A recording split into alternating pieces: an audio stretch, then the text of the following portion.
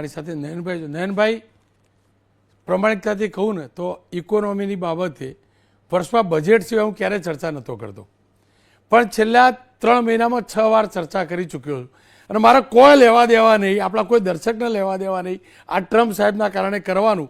Share બજારમાં ખરીદી કરવી તો આ ટ્રમ્પ સાહેબ શું બોલશે એને લઈને કરવાની.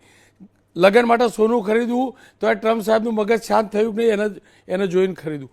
કેટલું નુકસાન થઈ રહ્યું છે આપણને ટ્રમ્પની નીતિઓના કારણે.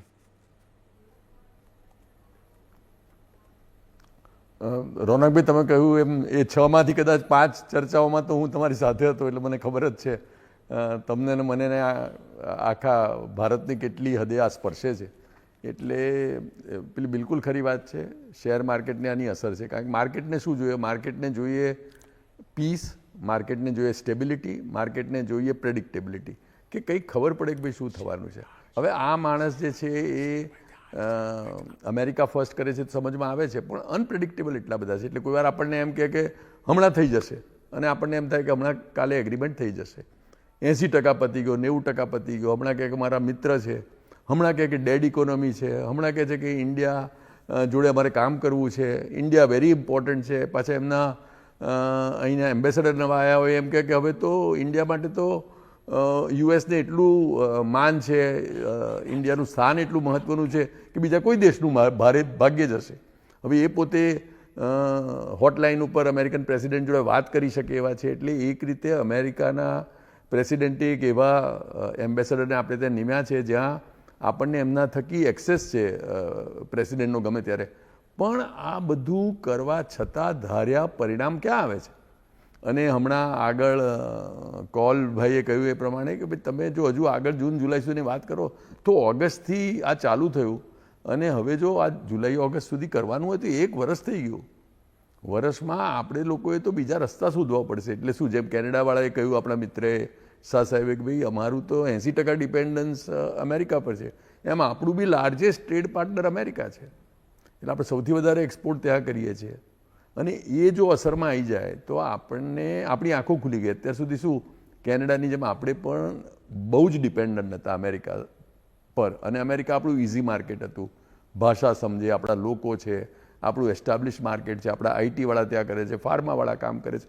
એટલે આપણે લોકોનું એક પેલું સ્ટ્રોંગ માર્કેટ હતું અને એકદમ સડનલી એ માર્કેટ વિખરાઈ જાય અને સડનલી એમાં રોજે રોજ નવી વાતો આવે.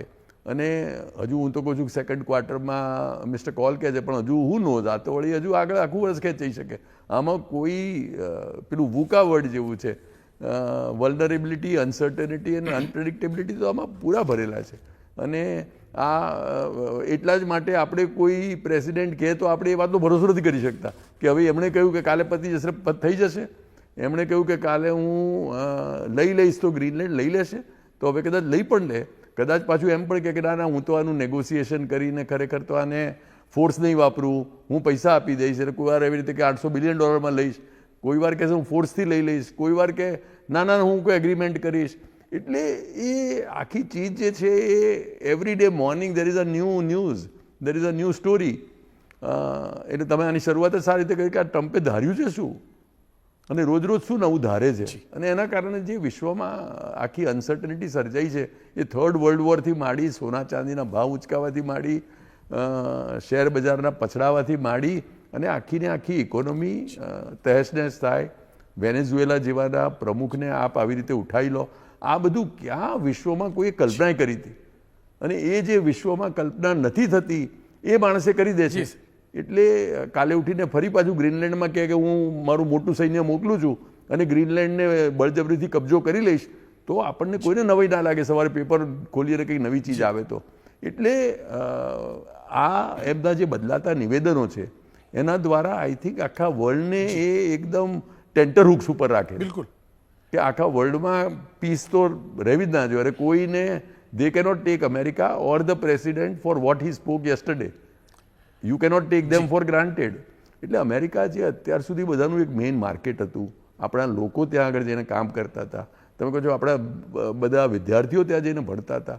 આગળ જઈને અમેરિકામાં કે એમને કોન્ટ્રીબ્યુટ કરવું હતું. America was land of immigrants.